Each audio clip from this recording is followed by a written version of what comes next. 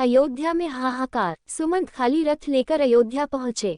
लोग दौड़ दौड़ कर पूछते, मंत्री व राम कहाँ है? राम लक्ष्मण और सीता को कहाँ छोड़ आए? सुमंत नीची गर्दन किए बिना बोले ही राजमहल की ओर बढ़ते गए। उन्हें अकेला आते देखकर रानियां भी जोर जोर से रोने लगी। राजा ने भी पूछा, बेटा राम कहाँ है? पुत्री सीता न जाने कैसे रहती होगी। राजा अनाथ की तरह रोने लगे। सुमंत ने भी रोते रोते सब हाल कह सुनाया। कौशल्या छाती पीट पीट कर रोने लगी। राजा दशरथ ने अपने अपराध के लिए कौशल्या से क्षमा मांगी। राम को अयोध्या से गए 6 दिन हो गए थे। तब से राजा दशरथ भी यूं ही पड़े थे। आधी रात होने को आई, तब उनका श्रवण कुमार के पिता द्वारा दिए गए शाप की याद वाय आई। उन्होंने कौशल्या से कहा, एक बात मैंने तुमको अब तक नहीं बताई, आज बताता हूँ। हमारे तुम्हारे विवाह के पहले की घटना है। एक बार वर्षा ऋतु में सरयू नदी के किनारे में शिकार खेलने गया। उन दिनों शबबेदी बाण चलाने का मुझे बड़ा शौक था। अंधेरा हो चला था। एकाएक नदी में से हाथी के पानी पीने की सी आवाज आई। उसी को लक्ष्य करके मैं बाण चला दिया। तभी मनुष्य के तड़पने की आवाज आई। मैं घबराया हुआ वहां पहुंचा तो देखा कि एक तपस्वी बालक घायल हुआ कराह रहा है। पास में एक घड़ा भी पड़ा है। वो रोते रोते बोला, मेरे अंधे माँ बाप प्यासे उस आश्रम में बैठे मेरी राह देख रहे होंगे, कृपा कर उनके लिए पानी लेते जाए। इतना कहकर उसने दम तोड़ दिया।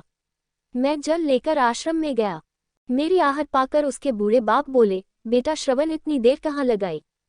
मेरी जीभ लदखा रही थी। मैं डरते डरते बोला, मैं श्रवण कुमार नहीं हूँ, अयोध्या का राजा दशरथ हूँ। गलती से मेरा बाण उसे लग गया है और अब वह इस संसार में नहीं है। ये सुनकर वे करुण विलाप करने लगे। मेरे साथ वे नदी के तट तक आए। उन्होंने पुत्र को जलांजलि दी और मुझे शाप दिया, हे राजन, पुत्र के वियोग में जैसे आज हम मर रहे हैं, वैसे ही तड़प तड़प कर तुम भी मरोगे। और उन दोनों ने उसी समय प्राण त्याग दिए।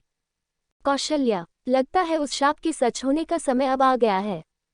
मेरे प्राण मानो कोई खींच रहा है। हाय, मैं मरते समय प्यारे पुत्र का मुंह भी न देख सका। मैं बड़ा अभागा हूँ, अपने किए का फल भोग रहा हूँ। हा राम, कहते हुए दशरथ ने प्राण त्याग दिए। रानियां राजा के बल पौरुष का वर्णन करती हुई करुण स्वर में विलाप करने लगी। मंत्रियों ने राजा के शव को तेल से भरे कड़ाह में रखवा दिया। फिर मंत्रिपरिषद ने विचार करके भरत को बुलवाने का निश्चय किया। हवा की गति से चलने वाले घोड़ों पर दूत भेजे गए। उनसे कह दिया गया था कि कैकेय देश में पहुंचकर केवल इतना कहे कि आवश्यक कार्यवश गुरु ने भरत को तुरंत बुलवाया है। ननिहाल में भरत का मन उचट रहा था। तरह तरह की बातें उनके मन में उठती थी। जैसे ही उनको दूत का संदेश मिला, वे नाना मामा से विदा लेकर शत्रुघ्न के साथ अयोध्या को चल पड़े। नदी पर्वत लांघते हुए 8वें दिन में अयोध्या आ पहुंचे। नगर में चारों ओर सन्नाटा था। बाजार बंद थे। नगरवासी भरत को देखकर मुंह फेर लेते थे। भरत घबराए हुए अपनी माता के महल में गए और ननिहाल का कुशल समाचार बताकर पिता और भाई राम के बारे में पूछने लगे।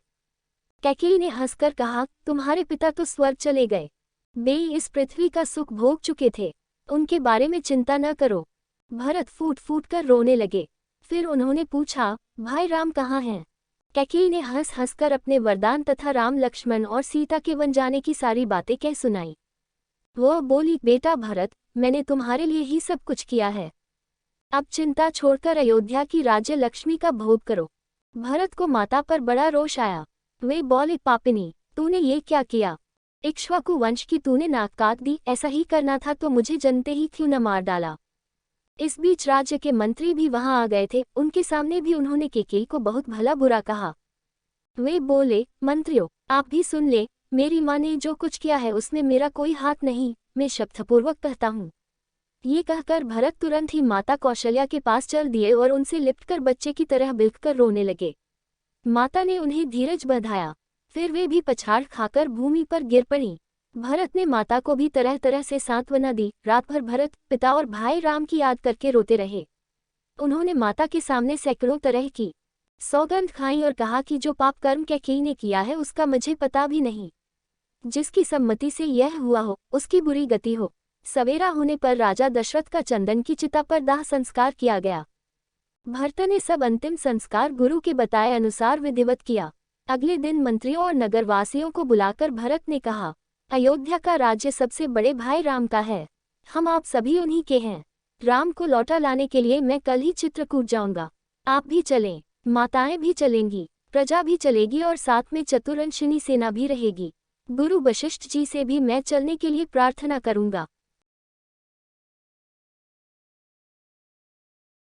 Thank you for watching. ऐसी हाई धार्मिक कहानियों के लिए मेरे चैनल को सब्सक्राइब करें।